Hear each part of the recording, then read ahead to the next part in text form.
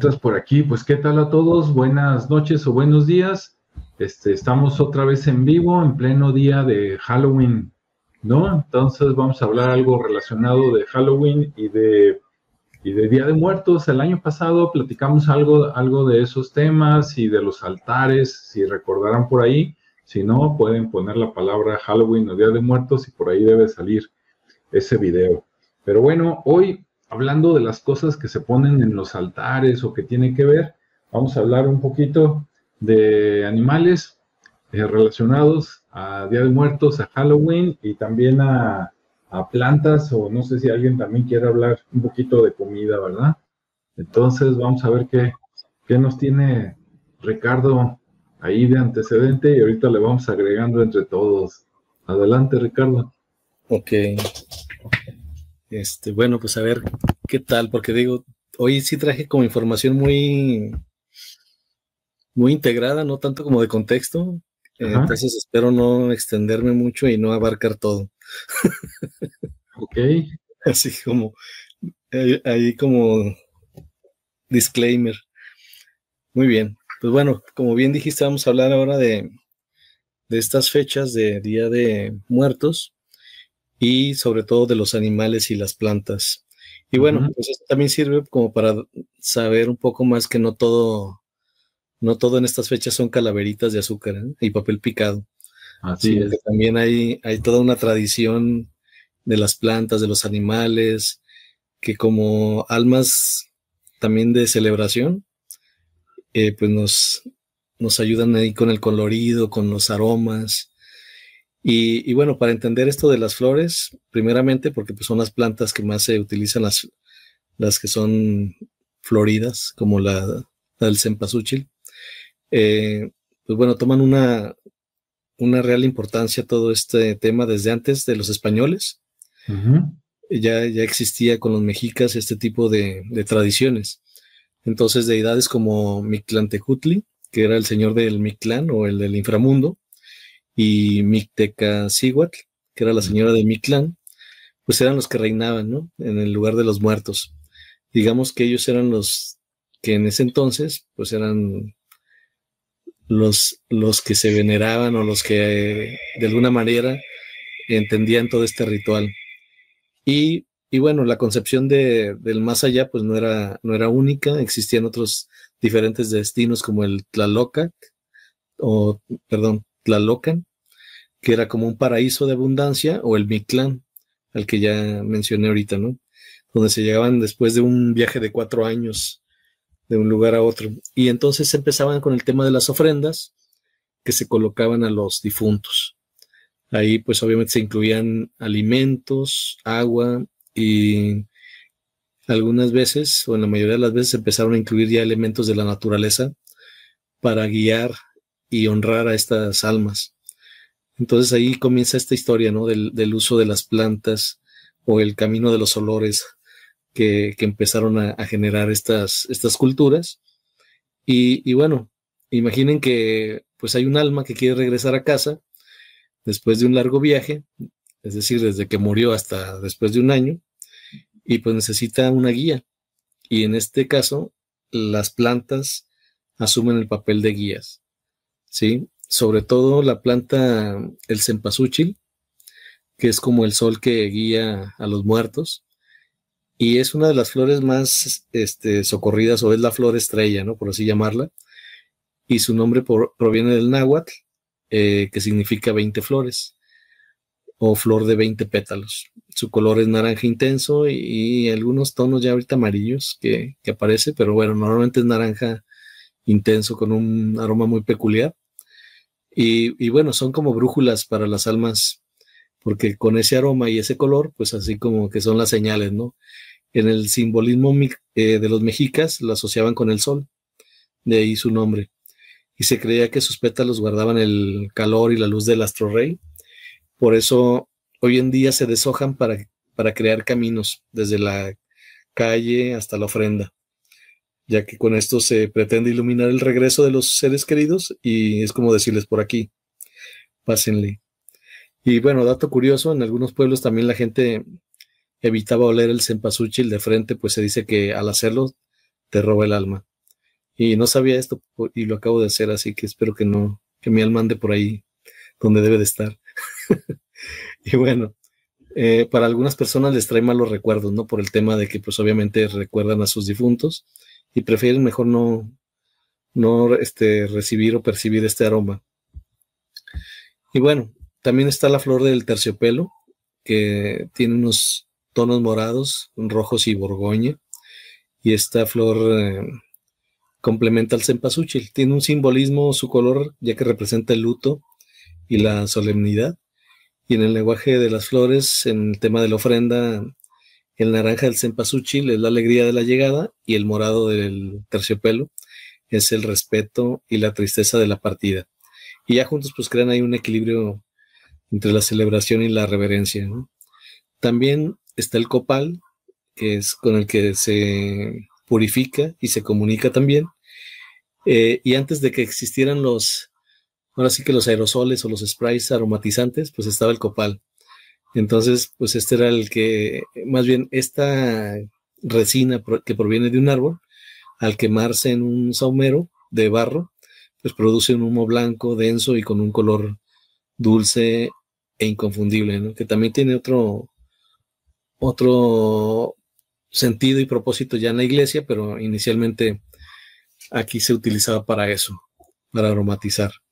Y su símbolo principalmente en las culturas prehispánicas es que el humo del copal purifica, es un elemento de purificación, limpiaba el espacio de malas energías y lo más importante, pues que actuaba como un mensajero, ya que las plegarias y los buenos deseos de los vivos se elevaba al cielo con el humo para que los muertos lo recibieran y bueno, esta era como la llamada espiritual que anunciaba su altar para decirles, bueno, pues ya está listo, así que cuando gustes.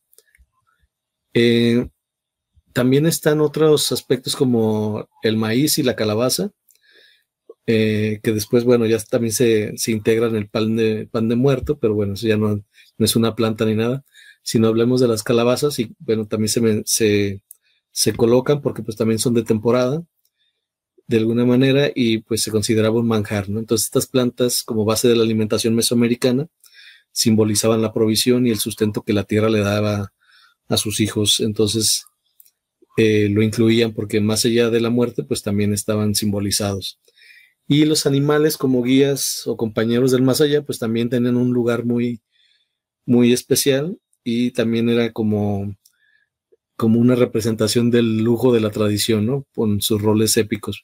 Por ejemplo, el Xoloitzcuintle, que era el fiel guía del Mictlán, este perro ancestral de apariencia casi mística por su falta de pelo, era considerado un animal sagrado o es considerado un animal sagrado.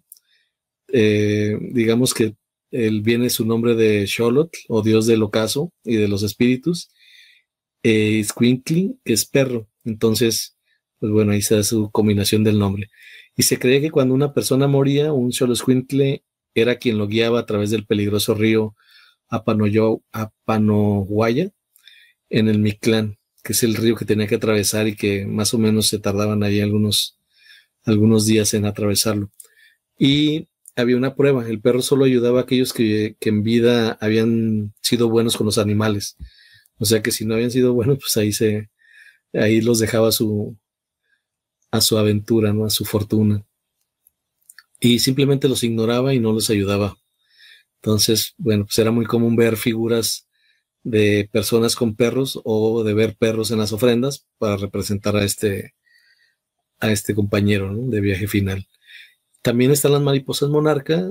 Esto es digamos que se representa como un fenómeno muy hermoso y simbólico, porque cada año millones de mariposas pues van a los bosques de Michoacán o en el Estado de México, y a finales de octubre y principios de noviembre coinciden con el Día de Muertos. Entonces el simbolismo de estas mariposas, según los purépechas, que eran los habitantes originales de Michoacán, creían que esta mariposa eran las almas de los guerreros y antepasados que regresaban a visitarlos. Pues veían en el cielo lleno de estas frágiles criaturas, pero resistentes viajeros, ¿no? Entonces era como una festividad de alguna manera, pero también confirmaban el ciclo de la tradición. También otros animales integrados son los ajolotes y los quetzales, que también son muy comunes en las ofrendas ya más urbanas, y en algunas regiones el ajolote, que es un anfibio endémico de Xochimilco, se representa como un animal del inframundo por su habilidad de regenerarse, simbolizando la vida que persiste. Y el quetzal, con su plumaje verde esmeralda, era una ave sagrada que representaba la vida y la luz. Entonces también pues se integran de alguna manera,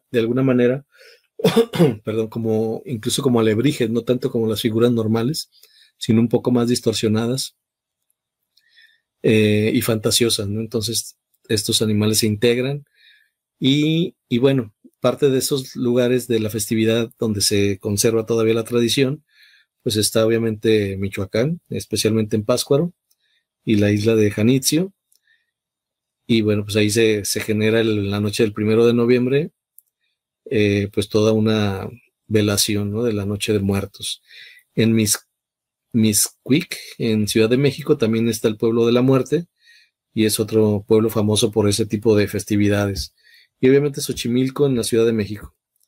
Ahí lo voy a dejar un poquito para que si quieren continuar hablando de los animales, porque luego ya viene un poquito más de la tradición, pero respecto a si hay algún animal que no hable o que se quiera complementar. ¿Sale? Muy bien, muchas gracias, Ricardo. Rodrigo, ¿qué nos complementas por ahí? Bueno, con riesgo de parecer repetitivo, la manera de percibir el tiempo por los antiguos nativos de América es distinto de la idea europea respecto al mismo. Mientras que los europeos en general nos han traído una versión lineal de la historia y del tiempo, las culturas nativas de América la consideraban más bien una situación cíclica. Así que, siguiendo los ciclos de la naturaleza y específicamente el ciclo agrícola, que coincide con las estaciones del año, en esta ocasión corresponden a los ritos o rituales que tienen que ver con la retirada de las cosechas. En otras palabras, básicamente se está marcando el fin del periodo de cosecha en el ciclo natural del agua. Normalmente entre cambio de cada estación, o sea, en los equinoccios y los solsticios, se puede percibir un cambio significativo de acuerdo a las latitudes y longitudes donde nos toca vivir, para diferenciar lo que es primavera, verano, otoño e invierno. Últimamente, como las situaciones del clima, ya sean naturales o provocadas, de repente es un poco más complicado. Pero en general, en el ciclo agrícola se manejaba estas divisiones.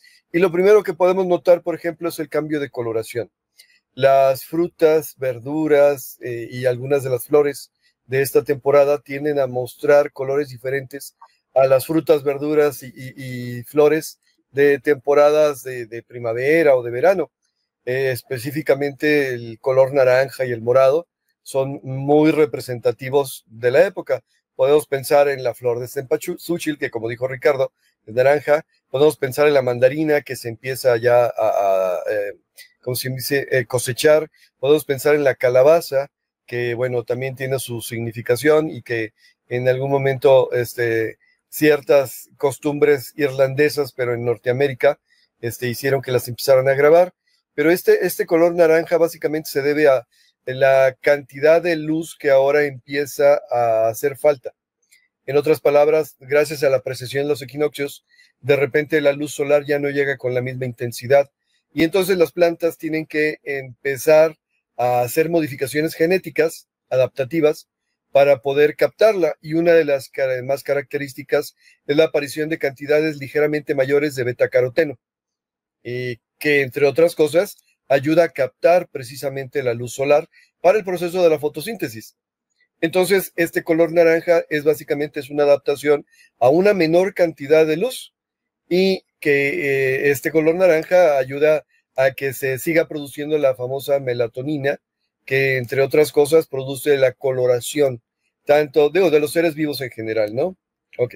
Si nos vamos sobre esa base y ese presupuesto, tenemos que entonces hablar que en el ciclo calendárico estamos hablando de la temporada donde se deja de cosechar y se empieza a acumular. porque viene la temporada difícil del año, que vendría a ser el invierno. Por tanto, los mitos que tienen que ver con la situación del otoño tienen que ver con el fin de la vida, o sea, la cosecha. Ya viviste, ya naciste, ya creciste, ya te reprodujiste, ahora lo que te toca es morir. Morir no en el sentido real de la palabra, por lo menos no para la mayor parte de las personas o animales o plantas, pero sí para la situación de decir, necesitas morir para renacer. Por eso es en diferentes culturas, no solamente en los pueblos prehispánicos de México o los celtas, que son los que se aventaron la situación del Samhain, es la temporada donde se llevaban a cabo las celebraciones. Hoy día, por ejemplo, una de las celebraciones típicas modernizadas es el Oktoberfest en Alemania. Es la feria donde, entre otras cosas, pulula el consumo de cerveza. ¿Por qué? Porque es el tiempo de auge, el tiempo de prosperidad, el tiempo donde lo que ya sembraste ya lo puedes cosechar. Y hay un montón de culturas a lo largo de todo el mundo que celebran este tipo de cosas.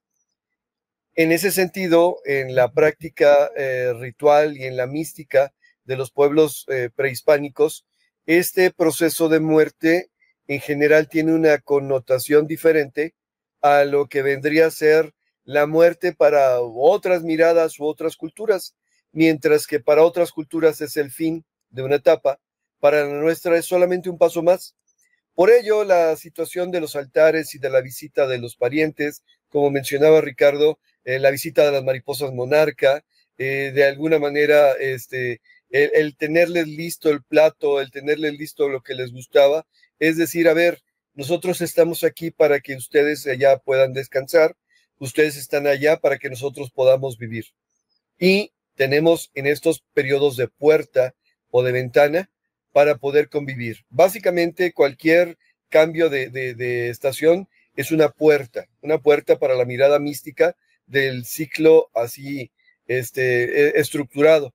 Entonces no es la única temporada del año donde se puede apreciar la reverencia de los ancestros, pero qué mayor reverencia a los ancestros podemos hacer que el poder decir hemos cosechado lo suficiente, vamos a continuar con vida gracias a lo que podamos cosechar y almacenar, y por lo tanto agradezco a ustedes porque estoy yo, y a la hora de que yo estoy, puedo continuar con su estirpe, con su linaje o con el nombre que se quiera. Entonces, tanto las frutas como las flores, como las verduras, como las prácticas y tradiciones tienen mucho que ver con esto, con la situación de decir, estoy cambiando y dándole la bienvenida al pasado porque me estoy preparando para el futuro. Si lo manejamos de esa manera, pues hay un montón de animales, por ejemplo, que están relacionados con ello. El colibrí, en una de sus tantas facetas, el Xoloscuincle, que como mencionaban era el que ayudaba, como en la cultura griega a Caronte para cruzar el río de las almas, acá vendría a ser el Xoloscuincle el que se encarga de hacer este tipo de cosas. Hay un montón de elementos, pues, que sirven como guía, como trayecto, como ofrenda, de cualquier cosa que se pueda relacionar. También lo dejo por aquí. Supongo que va a haber mucha más información interesante. Muchas gracias, muy bien. Y para los que están por ahí conectados, ahí está desde hace rato Lili Montes, le mandamos un saludo, dice ella, aquí pidiendo mi calaverita. Ah, qué caray. No, estas calaveritas, si quieren, ahorita lo comentan después, pues son como las bombas yucatecas, nada más que de temas de esta época, ¿no? De la muerte. Julio, ¿tú qué nos cuentas? Sí, nada más, bueno, para comprender un poquito de lo que hablaba Rodrigo acerca de la cultura de aquí de lo que fue todo lo que es conocido como Mesoamérica, ¿no? Y no tan solo aquí, porque también, o sea, como mencionó también a los celtas y en otras partes del mundo era más o menos el mismo tipo de ritual o ceremonia al final de las cosechas. pero lo que mencionaba también Ricardo acerca de las mariposas, ¿no? De ser uno de los animales usados para representar este Día de los Muertos, y es porque pues la mariposa es considerada como el símbolo de, ya sea del alma, del espíritu o de la reencarnación, y que también es conocida como ese símbolo de transformación, que si vemos en las cosas naturales, es la misma analogía que estaba usando Rodrigo acerca de la cosecha, ¿no? Ese ciclo de haber brotado, haber crecido, haber sido cosechada, esa vendría a ser la muerte, pero esperando un nuevo reinicio. Y por eso hablaba de comprender la cultura mesoamericana antigua, ¿no? Porque en la antigua Mesoamérica, el nombre que ahorita no recuerdo, la palabra náhuatl para referirse a un cementerio, significaba el sembradero de hombres. Es como si ellos comprendían que de esa misma forma natural, como las plantas y todo, tiene un ciclo y se regenera y vuelve a pasar por ese ciclo. Ellos, por eso es que de ahí viene también el enterrar a los muertos, porque era como la misma analogía de sembrar esa semilla, que la semilla se introduce en la tierra, esta semilla renace y cursa su ciclo y vuelve a perecer, no es como si fuera un ciclo eterno entre la vida, muerte y reencarnaciones. Por eso es que son tan importantes estos símbolos, ¿no? También con referencia a los animales, pues el más conocido de Mesoamérica es el Xoloitzcuintle, que también en la cultura que se desarrolló por allá en lo que conocemos ahora como Egipto, también nos damos cuenta que tenían un paralelismo en esa creencia de que los perros, los caninos, eran los acompañantes o ideales para ir a este mundo de los muertos, porque en Egipto se tiene el dios Anubis, ¿no? Que por ahí se dice que es la representación de un chacal, que por ahí en otras teorías locas o de personas que han investigado mucho, ellos asocian que no es un chacal, sino que es la misma representación del Xoloitzcuintle, simplemente que fue la misma cultura que fue para otros lados. Ahí pues cada quien pensará lo que quiera. Entonces vemos que hay este paralelismo también en diferentes partes del mundo acerca de este compañero de viaje, ¿no? Hacia el inframundo, que hay en lo que es toda la tradición oral o lo que se conoce todavía acerca del Mictlán, pues este Xoloitzcuintle, este perro, era precisamente el que ayudaba a ese espíritu, a esa alma, a cruzar ese famoso río, ¿no?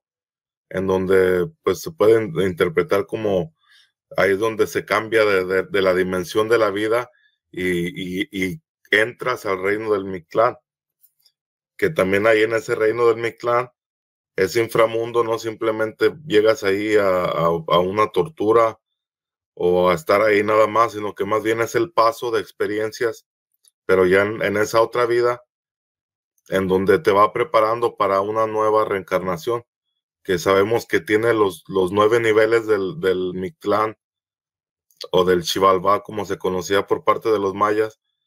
Tiene estos 9 niveles que tienes que pasar al morir, y ya cuando pasas esos 9 niveles, entonces sí llegas a lo que es el Mictlán, que ya donde se cruza ese puente, se llega a subir la escalera, y ahí es donde esas almas o espíritus esperan su tiempo, su oportunidad para volver a regresarnos, así como lo que hace la mariposa en su vuelo, ¿no? Que tienen esa fuerza también para poder ir desde un lado muy, muy alejado hasta otro, y que pues al ser unos animales considerando diminutos, ¿no? Que no no son muy grandes y cómo pues pueden llegar desde unas partes muy alejadas hasta otras, simplemente para lo mismo que es el concepto de todo, para llegar a reproducirse y a continuar con ese ciclo que es lo que yo creo que está más que nada plasmado en todas estas festividades conocidas. Sí, muy bien. Bueno, pues agregando, ¿no? De lo poquito que no se ha dicho, les voy a comentar algunas cosas que me parecieron interesantes.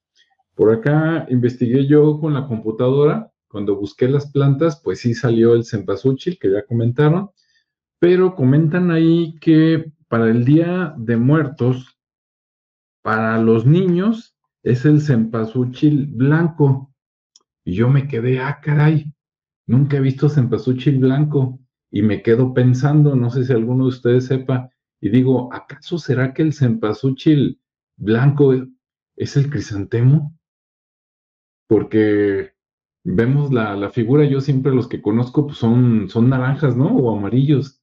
Y si lo único que veo parecido a un cempasúchil, pues creo que son los crisantemos. Entonces, si alguien me dice, o si después encuentro de que sí, el crisantemo es el cempasúchil blanco, caray, pues va a ser una sorpresa, ¿no? Digo, mira, más vale tarde que nunca. Otras cosas que encontré que supuestamente se usan en esta época, en esas festividades, es la flor de Jamaica, para hacer agua de Jamaica, ¿no? Ok, y algo que no esperaba, por acá dice que también la jícama es mañana en la versión editada, es un tubérculo, ¿no? Es una raíz, tiene una, como digamos, como una pielecita café muy, muy delgada, la pelas muy fácil, hasta con las uñas se la puedes quitar, y luego ya queda blanca, ¿no? Y está muy rica, es muy, muy jugosa. Entonces dice la jícama, el camote, de los camotes sí hay muchas, muchas variedades, ¿no? Yo por lo menos conozco 3, no sé cómo se llama cada uno, pero he visto diferentes tipos de camotes, el tejocote y la guayaba. Dice que también se usa, ¿no? Para estas festividades. Bueno, ¿qué más? De los animales, a ver, de los que no se hayan mencionado, por acá menciona del Día de Muertos, ya mencionaron al Xoloscuincle, la lechuza, dice mensajera de la muerte y la noche, ok, murciélago, oscuridad y el inframundo asociado a la noche y los poderes ocultos, ok, araña, dice, significa sacrificio y también es portadora de mensajes del más allá, supuestamente. El escorpión, dice, veneno y muerte repentina en el altar de los animales evoca la oscuridad y el sacrificio. El gato, dice, compañía en la vida y el más allá. En ofrendas modernas para mascotas simboliza el afecto y recuerdos personales. Y los alebrijes, ¿no? Que son seres inventados, ¿no? Así como que lo que se te ocurra, puedes combinar un insecto con un mamífero con un pez con un insecto, ¿no? Ahí los alebrijes, que por cierto, en los alebrijes, pues yo esos los conozco por la cultura mexicana, sobre todo lo asocio con cultura de la Ciudad de México, ¿no? Si no es así, ahorita me corrigen. Y incluso por aquí me salió el nombre de una persona, pero no lo encuentro, como que él fue el inventor de los alebrijes y dije, caray, no sabía que se le atribuían a una persona, ¿no? Bueno, eso rápidamente de lo del Día de Muertos. De lo del Halloween, allá va, más denme unos segundos. Ahí Ahí está. Ok. Bueno, ahí como la cosa es más loca, ¿no? Porque viene desde los celtas, la religión católica, el norte de Europa y todo eso, y muchas cosas imaginarias, otras más oscuras, ¿no? Pero otras más imaginarias, ahí dice perro zombie, y anda, pues, ahí dice cujo, como el de la película, ¿no? Ok. Luego, el gato de Salem, Ok, dice gato parlante, o sea, el gato que habla. Murciélago de Drácula. Y digo, anda pues, o sea, como que es la mascota, ¿no? Como el perico de los piratas. Ok. Dice, el cuervo, el animal, ¿no? Negro. Y dice, y araña gigante, así como la del Señor de los Anillos, esas salen, ¿no? Y dice, el gato, pero gato negro. Ok. También viene la araña, también viene la serpiente, el lobo, el hombre lobo, el vampiro y el fantasma animal. O no sé si quisieron decir más bien animales fantasma. Ahora, me llama la atención que todos estos animales, el gato, el búho, la araña, ¿no? El lobo, el vampiro, el murciélago, el cuervo y la serpiente, pues son los mismos animales de la mitología egipcia, ¿no? Y de repente dices, pues como que ahí entre los mayas y ellos había muchas cosas en común. Y por último, para pasarle el micrófono otra vez a Ricardo, ahorita precisamente los niños andan pidiendo Halloween allá afuera en las calles, ¿no? Aquí en Jalisco, en Guadalajara y en Zapopan. Obviamente va a haber diferencias con el norte de México o con Estados Unidos. El año pasado a mí me comentaba Lili Montes que allá en San Luis Potosí festejaban mucho más el Halloween. A mí me sorprendió porque de donde está Jalisco a donde está Estados Unidos, San Luis Potosí está como a la mitad. Entonces, que allá pese más, digamos, la cultura norteamericana que la mexicana, digo, ánimo muchachos, no se dejen.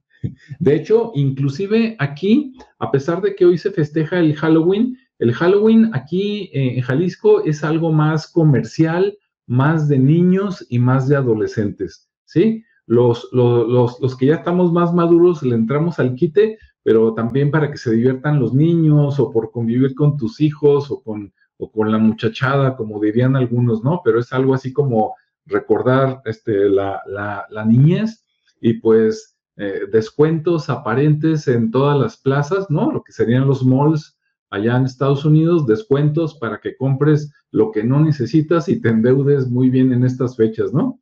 Pero manda más acá, o por lo menos es mi apreciación aquí en Jalisco, el Día de Muertos. ¿Por qué? Porque hasta en el día de Halloween, que es hoy, si ustedes van a ver, digamos, los altares que ponen o los disfraces de Halloween, el que más se ve es el de la Catrina o la calavera o la calavera en hombre, ¿no? El Catrín, por decirlo así. Y bueno, pues el domingo voy a ir a grabar ahí algunos panteones para que vean otra vez cómo se llena, ¿no? A ver si otra vez me toca mariachi y toda la cosa. Pero bueno, así está la cosa. Y para todos los que hayan comprado flores de cempasúchil para hoy o para pasado mañana, que es el Día de Muertos, creo que esas flores creo que duran como una semana o 5 días, algo así. Si después de esa fecha normalmente la gente las tira, ¿no? Así a la basura como van. Si usted quiere hacer algo con eso y le da pena tirarlas, todos los roedores, en especial los conejos, lo digo porque aquí tenemos uno en la casa, les encanta la flor de cempasúchil. Sí, de hecho en esos días yo me paseo por la calle y donde veo ahí en la basura yo recojo las flores, se los aviento acá a la coneja y yo creo que si por ella fuera, se comía unas 8 flores diarias, tranquilamente, ¿no? Entonces, para los que no hayan qué hacer y que por ahí tienen un roedor, un cuyo, un hámster o algo que se le parezca, en los conejos lo tengo comprobadísimo, ¿no? Pero en los otros roedores yo quiero pensar que también es un festín para ellos. Entonces pueden hacer eso con las flores, ¿no? Para que tengan un doble fin. Primero, pues para que se comuniquen con los espíritus, con los ancestros y ya después que se lo coma el conejo. Y ya después, ya si ustedes quieren comerse el conejo, pues adelante, ¿no? Adelante, Ricardo. Espero que no esté el conejo ahí escuchando. Sí. Sin decir, por eso me están alimentando bien. Ándale. Ok, no, pues muy bien. No sabía eso de que se las comían. Sí. Ok, pues bueno, vamos a continuar. Y bueno, pues ya hablaste de la flor esta del cempasúchil blanco, que le llaman la nube. Es una de las flores también, bueno, no sé si la han visto, pero es mucho más chiquita, son florecitas pequeñas, esponjosas, o sea, como el cempasúchil, pero en pequeño y blancas. Y ellas pues representan la pureza, el cielo, digamos que esa ternura, y les ayuda para adornar y aligerar el ambiente, creando así como un ambiente pues más puro para cuando llegan las almas. Está la flor de niño, que le llaman el muerto, que es una flor amarilla pequeña con un centro oscuro, que también le hemos visto que la utilizan para cuando hacen flores, arreglos de flores, ahí la ponen como parte del adorno, pero más bien como de acompañamiento, no como la principal. Y bueno, esa significa que, bueno, pues no sería más, el nombre más directo, es una flor que se asocia directamente con el luto de los niños y se ofrenda con tal propósito, ¿no? Para que ellos puedan guiarse a través de su aroma. Y luego está la gladiola o espada de San Miguel, que es una flor alta de pétalos grandes que se ensambla como en una espiga. Y esto, bueno, pues también su forma vertical y su fortaleza simboliza el camino de ascenso y la conexión entre la tierra y el cielo. Y digamos que es como una escalera floral que ayuda a las almas a elevarse y llegar a ese altar. Y entre otros animales, que algunos que ya mencionaste, voy a tratar de no volverlos a mencionar. Pues ya hablamos del cholo, del perro, las luciérnagas también, es otro de los elementos ahí que se asocian, sobre todo esto ya más a campo abierto, ¿no? Porque generalmente, sí, ya últimamente no he visto, pero sí había muchas anteriormente, y hay algunos que se las colocan físicamente, que pues es casi imposible andar agarrando, pero sí se puede, yo las he agarrado. Uh-huh. Y bueno, aparece sobre todo en las noches de octubre, ¿no? Y noviembre. Y son muy significativas, depende del lugar donde se encuentren, no, obviamente no las van a encontrar en la ciudad, y pues obviamente dan esa luz así muy titilante, como símbolo de esperanza y de la presencia sutil de los seres queridos, ¿no? Entonces, pues bueno. También otros elementos, tú mencionaste frutos, yo voy a mencionar, digamos que algunos elementos que a lo mejor no, como por ejemplo el agua, ¿no? El agua es uno de los elementos muy cruciales y simbolizan también la pureza, siempre están ahí junto a alguna otra bebida, pero por lo general está el vaso de agua que es como la purificación, ¿no? La parte donde también se dice que llegan y se refrescan para cuando ya llegaron y cruzaron ese umbral. También está la sal, que tiene un significado de purificación y conservación, y se coloca en un pequeño plato formando una cruz y ayuda a que el alma no se corrompa en su viaje de ida y de vuelta. Y también esto permite simbolizar la continuidad de la vida y de la sabiduría. Ya entrándole un poquito más a la comida, pues está el mole, los tamales y la fruta. Esto pues ya es obviamente el tema de los gustos culposos de los difuntos y representa la abundancia en la tierra, ¿no? Sí. El mole con sus docenas de ingredientes es un platillo muy festivo por excelencia, y las frutas, como mencionaste y mencionó Rodrigo también, pues la mandarina, la guayaba, que luego también son frutos muy de temporada, ¿no? Uh-huh. Entonces pues ya es como un significado de la dulzura que tiene la vida y la generosidad de la naturaleza, y que obviamente pues se recibe, ¿no? en la tierra. Otro de las bebidas está el atole, el chocolate, que también son bebidas calientes que ayudan con el consuelo, brindan también un simbolismo del calor del hogar. La hospitalidad, representan la hospitalidad y el amor familiar, y se ofrece pues al ser querido que le gustaba mucho ese tipo de bebida, ¿no? Está también el pulque o la cerveza, que esto pues ya dice que es más para los adultos, pero pues obviamente ahí se manifiestan estas bebidas para ofrecérselas a los difuntos y también recordar esos momentos, llegar y que se refresquen a tomarlas. Y otras de las situaciones son los objetos personales, ¿no? También que se utilizan como símbolos, uh-huh, que ya no tienen que ver con las plantas y los animales, pero que también son parte de esa simbología. y se utilizan, digamos que para darles un mensaje, ¿no? De que te seguimos recordando y bueno, pues aquí está lo que te gustaba, lo que amabas o lo que le gustaba utilizar en de esas prendas. Bien, pues ahí lo dejo para continuar con los demás. Muy bien. Bueno, pues prepárate, Rodrigo. Antes de darle el micrófono a Rodrigo, ya encontré el nombre que les decía que no conocía. Pedro Linares López. Nació en la Ciudad de México en 1906 y murió en 1992. Dice que es el creador de los alebrijes. O sea que no es algo así, digamos, de los mayas, de los aztecas, sino que los inventó este señor. O sea que es un invento del siglo XX, ¿no? Dice que él trabajaba haciendo figuras de cartón, así como adornos de las piñatas, y que trabajó ayudándole a Diego Rivera, Frida Kahlo, en esculturas, en la Academia de San Carlos, y pues que supuestamente se le atribuye como el creador del concepto de los alebrijes. Ahora sí, adelante, Rodrigo.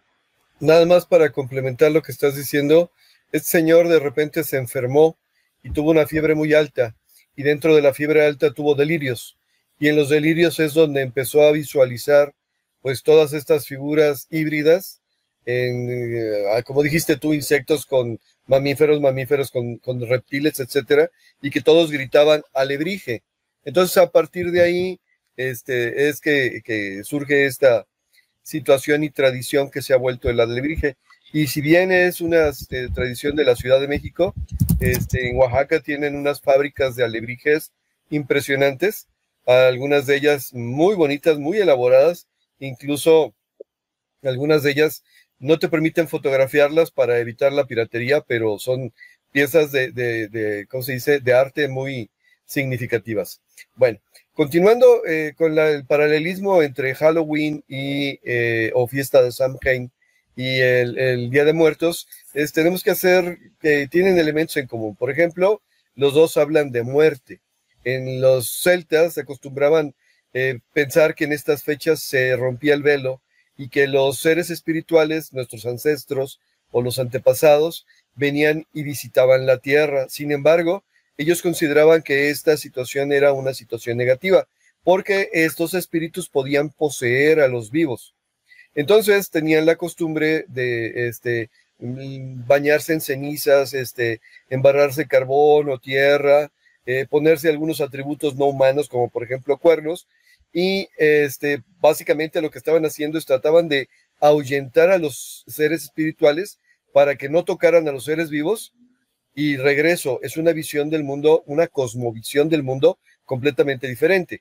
Mientras que el Día de Muertos es al revés. Vienen los ancestros, hay que honrarlos, vienen los ancestros, hay que convivir con ellos.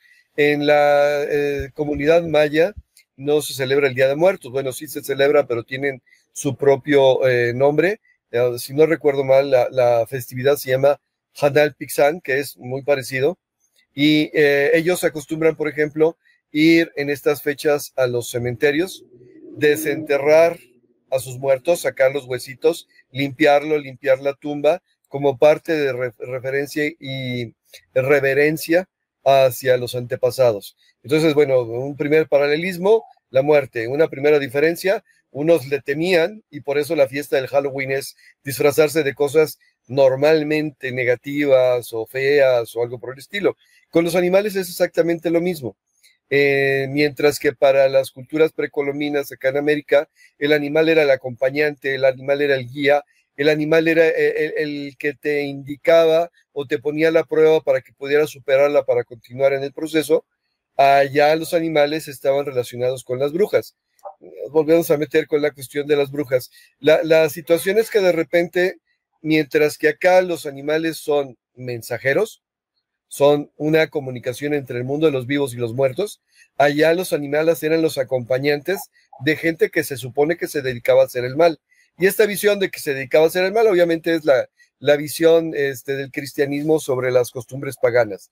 Por otro lado, la visión que tenemos normalmente del demonio, tal como nos los enseñaron en la tradición judío-cristiana, es una figura de un ser que tiene cuernos. Bueno, los cuernos, el toro, representaba la abundancia y otra vez es el periodo donde se cosecha, por lo tanto, el rendirle culto a Cernunnos, que es el dios que tiene cuernos, pasó a convertirse en rendirle honor al diablo, ¿no?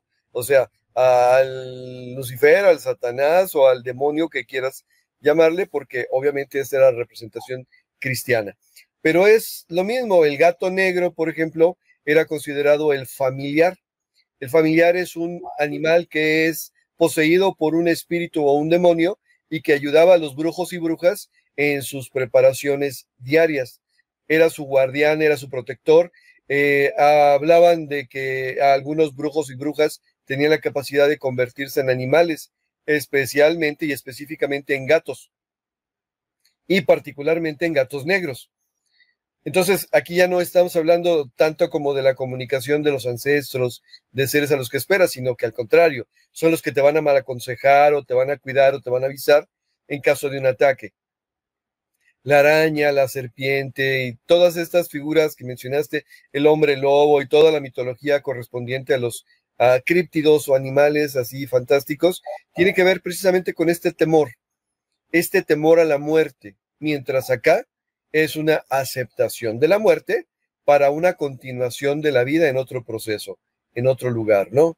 Y entonces, vamos de nuevo, acá, insisto, de repente en el sureste te encuentras en estas fechas a gente que anda escarbando en las tumbas, que está abriendo las criptas, que está sacando los huesitos, que las limpian, que las sacuden, que sacuden los huesos, los dejan en buen estado, mientras allá era no te acerques.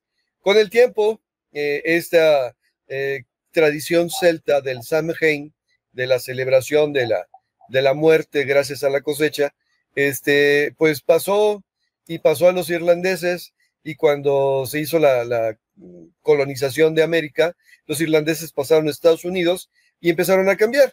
Y aquí es otra vez hacer la referencia a la calabaza. Originalmente en Irlanda y en Europa occidental, no se le daba forma a las calabazas, se le daba forma a los nabos. ¿Por qué? Pues porque era la verdura que tenía a la mano. Pero habiendo calabazas grandes, importantes, siendo fáciles de moldear y ¿cómo se llama?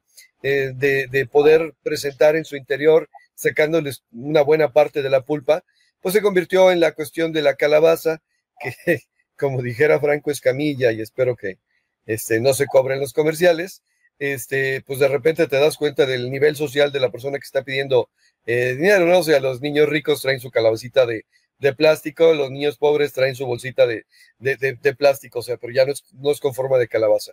Entonces, esto de las verduras, esto de las frutas, esto de todo lo que de alguna manera está representando estas festividades, tiene precisamente que ver con el momento y el proceso histórico que tenemos.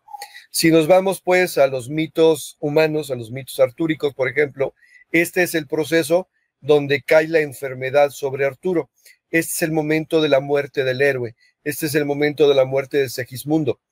Este es el momento donde de alguna manera el héroe tiene que caer para más tarde resucitar y levantarse, ¿sí? Y todo eso está representado. Pero sí, hay que hacer mucho la distinción entre la visión negativa acerca de la muerte y la visión cíclica que tenemos de estos lados, porque a nosotros los mexicanos nos acusan de que nos reímos de la muerte. Nos reímos de todo en general, ¿no? Pero nos reímos de la muerte porque decimos, es un paso más y lo tenemos que dar, no hay para dónde hacerse, pero lo tenemos que dar para poder resurgir. Aquí la dejo. Muy bien, muchas gracias, Rodrigo. ¿Sí? ¿Cómo ves, Julio?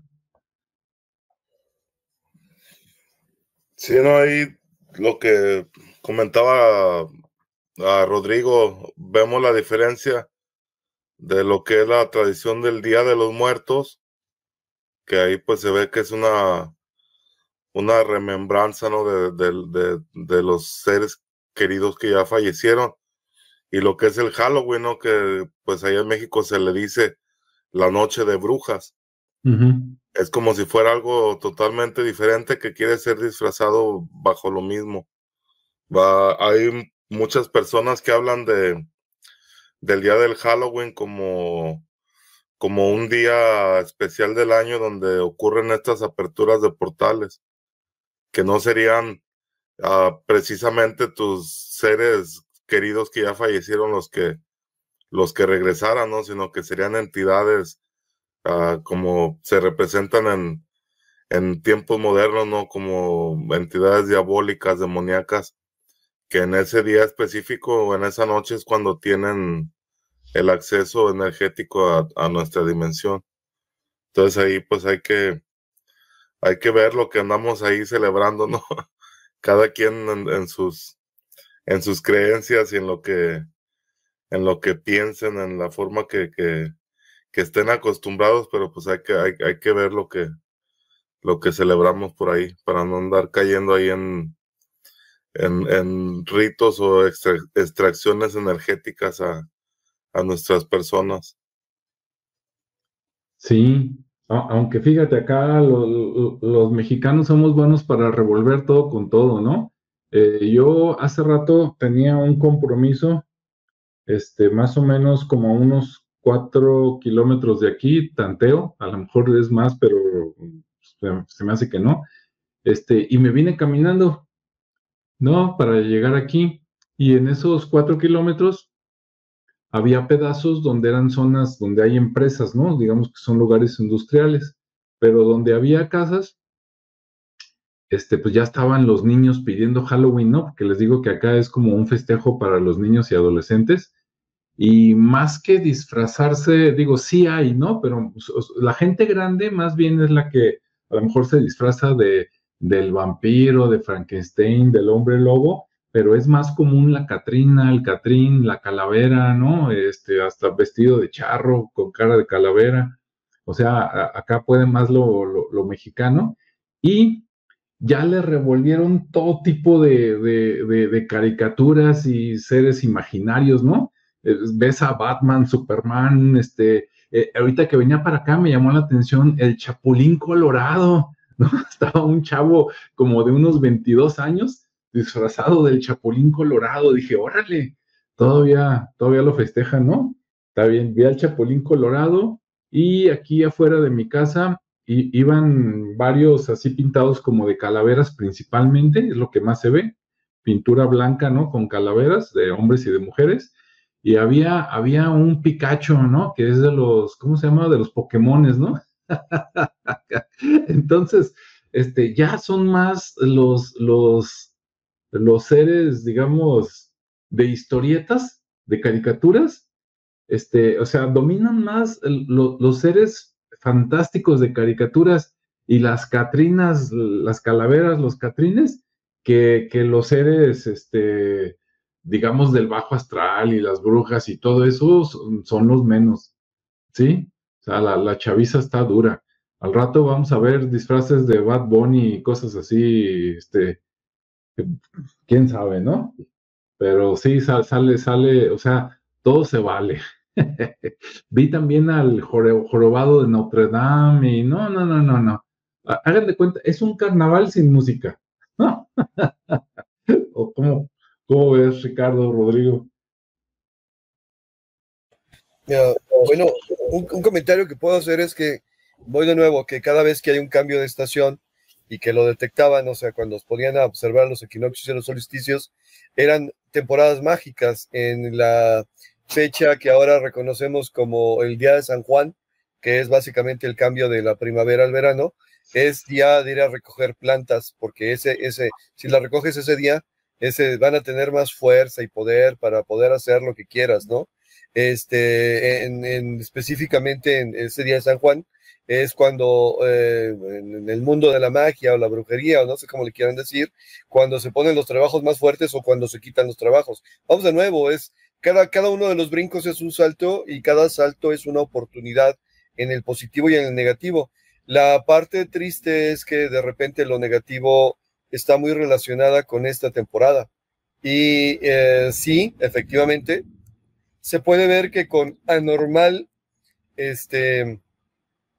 presencia, si hay alguna manifestación de grupos específicos, de personas que tienen sus creencias puestas en algunas cuestiones un poquito más oscuras, por decirlo de alguna manera, Y sí, también es temporada donde se entera uno, pues, que desaparecen los gatos, que desaparecen los perros, que de repente se encuentra uno con la idea de decir, a ver, ¿y qué está pasando con todos estos? Bueno, es que precisamente mientras se rompa el velo de la continuidad para pasar un nuevo punto de la historia, de la vida, del tiempo, es cuando aprovechan para hacer cosas.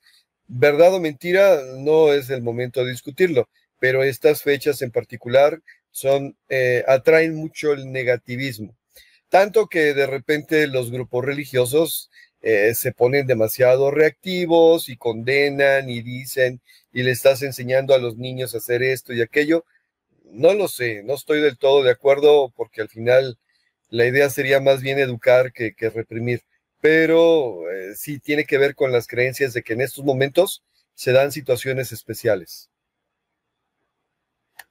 Sí, me estaba acordando, bueno, ya para cerrar, y otra vez, ¿no? Halloween contra Día de Muertos. Allá, si me equivoco, que me corrija Julio, cuando salen en el Halloween los niños allá a pedir dulces, dicen que trick or treat, algo así, ¿no? Que acá en español lo traducen ¿qué? Dulce o travesura, ¿no? Dulces o travesuras. Pero eso es por influencia, digamos, norteamericana. La verdad, si con Ricardo y con Rodrigo, que viven relativamente cerca, ¿no? De donde yo estoy, es diferente, ahorita que me digan. Pero más que dulce o travesura, que sí se usa y sí se entiende, acá donde yo vivo salen los grupos de niños acompañados por los papás y las mamás, sobre todo las mamás, van en grupo, ¿no? Así como de 2 niños a 20 niños, y todos van, queremos Halloween, queremos Halloween, y ahí van con las bolsas, ¿no? Queremos Halloween. Entonces, no, aunque sí se entiende, acá no se usa mucho eso de que truco o travesura, ¿no? Acá salen diciendo queremos Halloween, ¿no? Y ya con la bolsa, y ya van a las casas timbrando, tocando, y donde les abren, pues ya les dan dulces, y ya cuando se llena la bolsa, pues ya se van contentos a su casa y los papás los van acompañando por la calle, ¿no?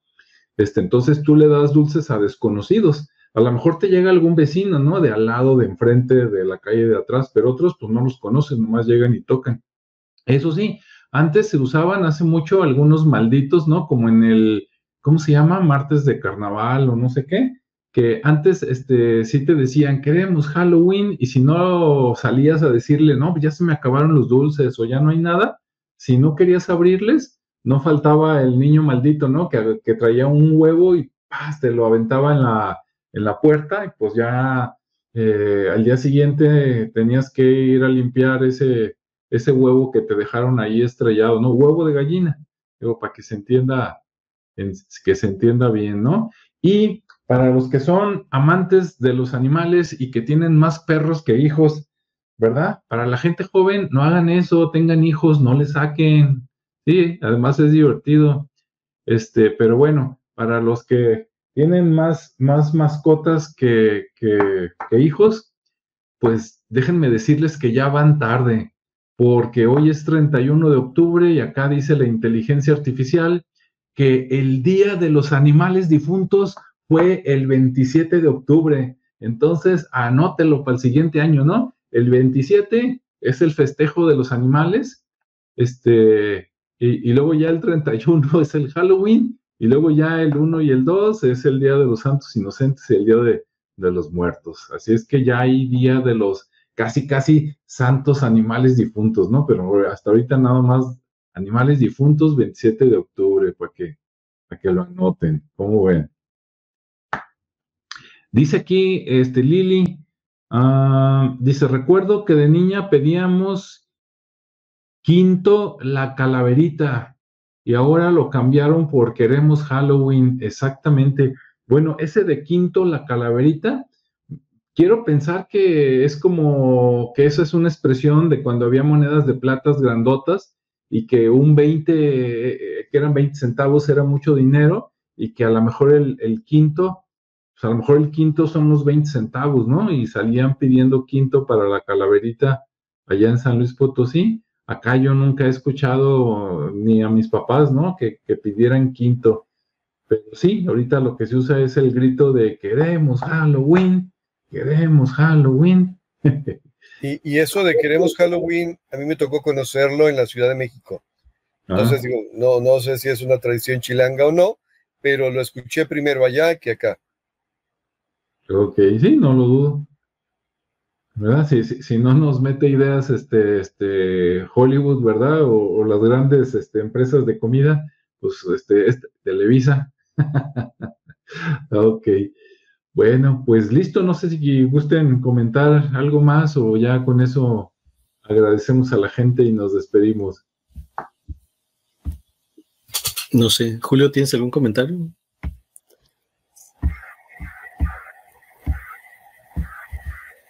No, yo creo que ya comentamos ya todo lo que había del tema.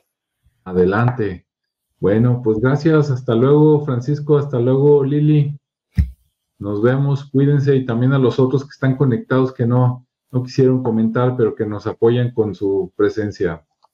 Sí, saludos a todos. Sí.